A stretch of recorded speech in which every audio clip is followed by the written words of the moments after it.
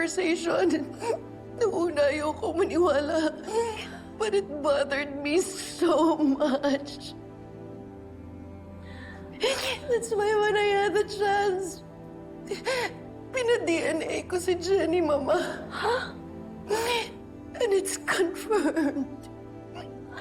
Anak nga ni Dio si Jenny. I'm so sorry. Kailan mo pa alam? Bakit? Bakit hindi mo sinabi sa akin ang totoo? Why? Mama, natakot ako. And I'm also hurt. Mama, na dahil bumabalik sa akin lahat ng kasinungalingan at pagtataksil nila sa akin tuwing nakikita ko si Jenny. Kaya pinagay mo sa akin ang karapatan ko sa apo ko.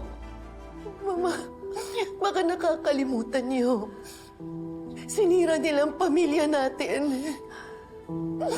Akala ko, hindi na nawala yung galit ko kay Minchi. Lalo na dahil sa purebang pagtataksil nila sa akin. Sana maintindihan niyo kung hindi ko nasabi sa inyo, Mama.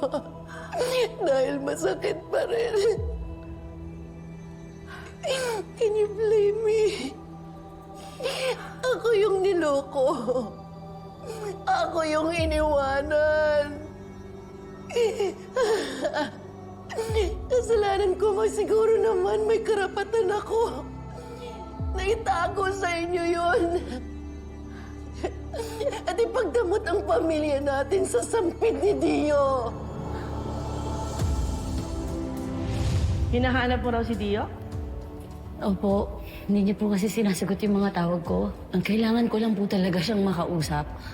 Ayoko talagang malaman mo ang buong katotohanan. Hindi mo matanggap, alam ko. Pero totoong nagbunga ang pagmamahalan namin ni Dio noon.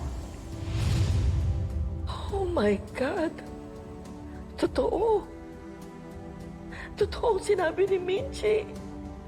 Nagkaanak ka siya kay Dio. What have we done? Kung totoo yan, ang laki-laki ng pagkukulang ko sa apo ko, si Jenny. Please welcome.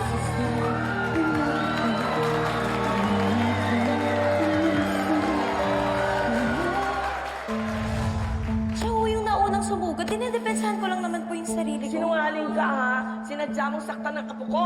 Tama yata yung naririnig ko. At sama ng ugali mo, manang-manak sa nanay mo walang yak. Pinagsisisihan ko ang araw na nakilala kita. Dahan-dahan po. Sige po. Tubig po. Hindi ko kailangan. I'm okay. So please leave me alone.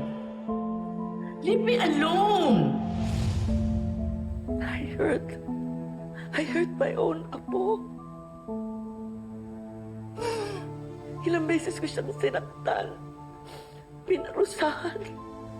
Bunga siya ng kasalanan. Tama lang yun sa kanya. Walang kasalanan ang apo ko. Ang anak ko ang may kasalanan. Walang kasalanan si Jenny. Hindi ko pwede. Hayaang magkasira kami.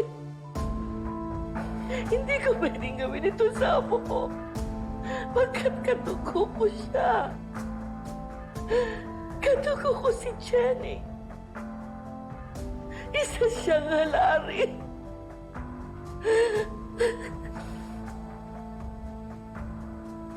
Bakit ngayon ko lang nalaman, Tara?